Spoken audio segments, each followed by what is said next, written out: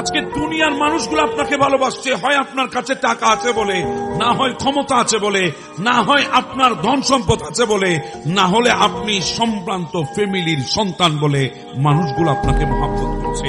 পেছনে কারণ আছে, উদ্দেশ্য আছে, অবশ্যই পেছনে স্বার্থ আছে।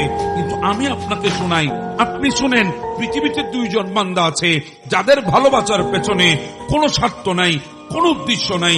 পৃথিবীতে আপনাকে ভালোবাসে কেউ আপনার সৌন্দর্য দেখে, আপনাকে ভালোবাসে কেউ আপনার পয়সা দেখে, আপনাকে ভালোবাসে কেউ আপনার ধন দৌলত দেখে, আপনাকে ভালোবাসে আপনার ক্ষমতা দেখে, আপনাকে ভালোবাসে আপনি সম্ভ্রান্ত ফ্যামিলির সন্তান বলে আপনাকে ভালোবাসে। প্রত্যেকটা ভালোবাসার পেছনে দেখনেওয়ালা আছে, স্বার্থ আছে, নিজের কিছু লাভ আর লুভ আছে, এজন্য আপনাকে মানুষ ভালোবাসছে। কিন্তু পৃথিবীতে দুইজন বান্দা বান্দিনী আছে যারা আপনাকে ভালোবেসেছে আপনাকে না দেখে, আপনাকে ভালোবেসেছে আপনি দুনিয়ায় না আসার আগে, আপনাকে মোহাব্বত করেছে আপনি কেমন হয়ে আসবেন সেটা না জানার আগে। তারাই হচ্ছে মা এবং বাবা।